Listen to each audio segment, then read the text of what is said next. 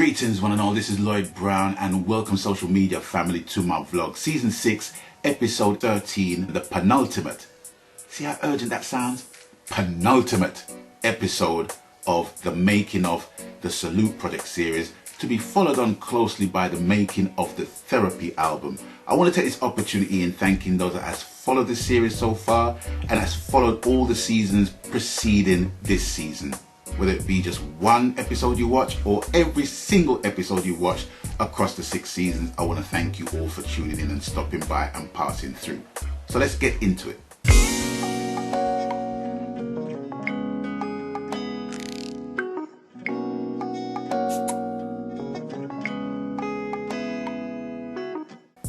Now you done know the coup by now. The first half of each episode we're going to be talking about the making of the original track, and in the second half of each episode we're going to be talking about the Salute mix version of the said track. And today it is track number 13, Wanna Let You Know. Now this may take a while because Wanna Let You Know came about organically from a very inspirational source, and I'm going to explain that inspirational source in a minute. Now, the track that the song was written on was a track from one of the most influential Studio One albums of all time. That's in my opinion. And that album is Truth and Rights by Johnny Osborne.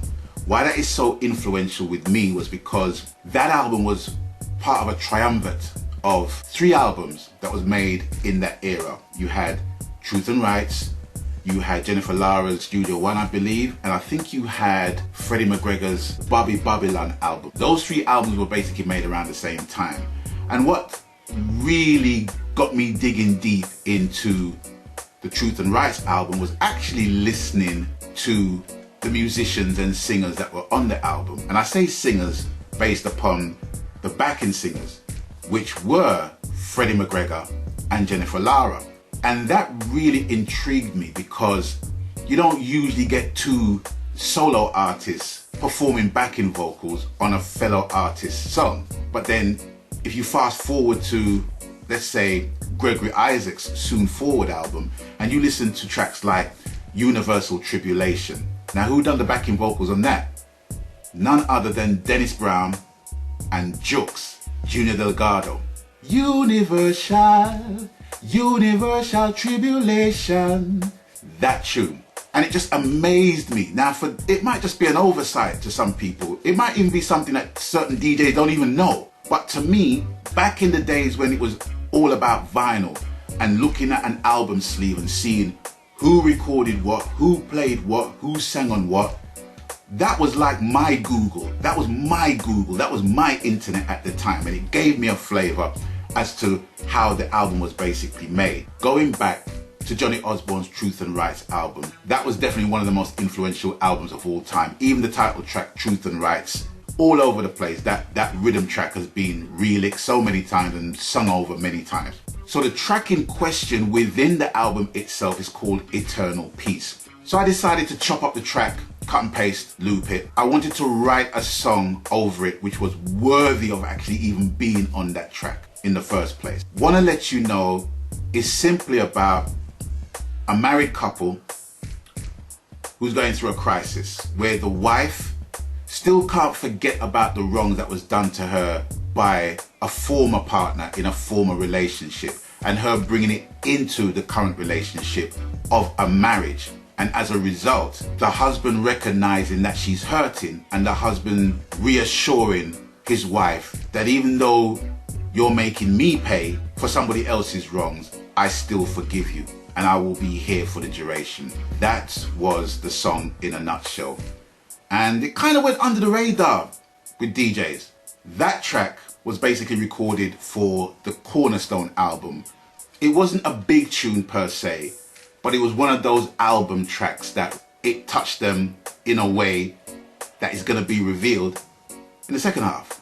So fast forward from then till now, this track was requested by an individual named Steve Sticks Hayliger. Now my knowledge of him was non-existent until I stumbled across a radio station that he was a DJ on. What I noticed that when I first tuned into the radio station, there was like around half an hour of material. What really intrigued me was that there was quite a few cover versions that was in the selection of music. And the cover versions that I heard in the section of music that was played on that radio station came from a totally different source. I mean, I'm talking about Black with Wonderful Life. No need to run and hide, it's a wonderful, wonderful life.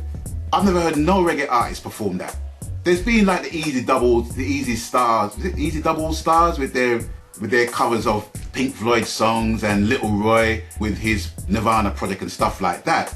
It was kind of strange hearing somebody on my level performing those kind of tracks, because there's not many I can count on one hand that I could honestly say was on that level, on that page, so to speak, where they would even think about performing those types of cover versions in reggae. I linked up Steve and I basically asked him, who's that brother? He had like a Bobby Womack kind of vibe about him. I can't explain it, you know, but he just had this Bobby Womack vibe. It's a unique vocal that individual has. When I asked Sticks, oh, that brother there? And he said, that's me. I said, you're joking. He said, no man, I'm me. I said, how long you been making music? He said, long time. And then I replied, me and you's got to work. We're gonna work. We're gonna do some work together. And so said, so done. I linked up Sticks and basically asked him, would he like to be involved in this project? He said yes. The song he chose was Wanna Let You Know. So when he revealed to me that was the song he wanted to do, I was really shocked, because a song like that you have to kind of dig the crates to find, you know, because it wasn't featured on the radio regular. He said to me, not only does he want to voice the track, but he also wants to produce it as well. And he said to me, Lloyd, I'll produce it, I'll send you the whole song, you let me know what you think. If you're not feeling it, that's fine, we could basically just tear down the thing and we can start again. If you like it, I'll send you the stems, you can mix it your own way and have it on the album. And I thought that was a freaking tremendous gesture from the brother. So I said, yeah, no problem, do your own thing, because I'm all about growth. I'm not gonna try and stifle anyone's creativity. If they wanna bring something to the table as part of the concept, I'm all for that. So I said, yeah, do what you gotta do, bring it to me, and I'll let you know. And I have to say that when he sent me the demo of the track, my jaw hit the floor. And I don't mind telling you this, he actually set the bar for the entire album. I mean, I had a couple of tracks basically running already, but then when he sent me the track and I listened to it, it's like, okay, this, ladies and gentlemen, was the final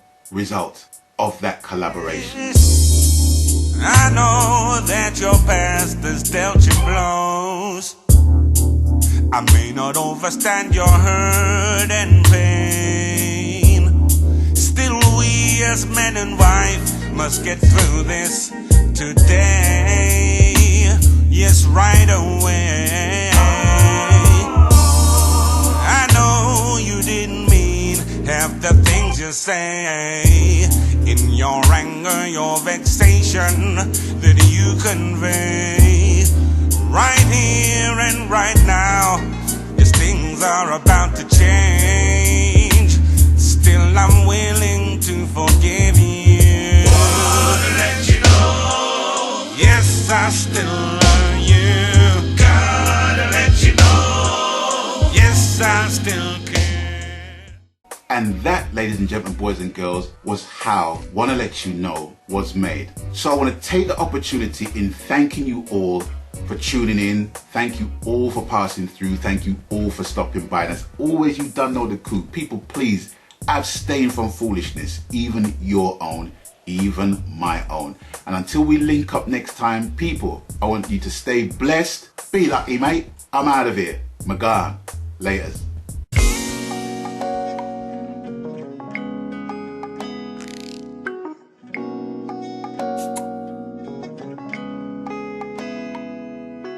Abstain from foolishness.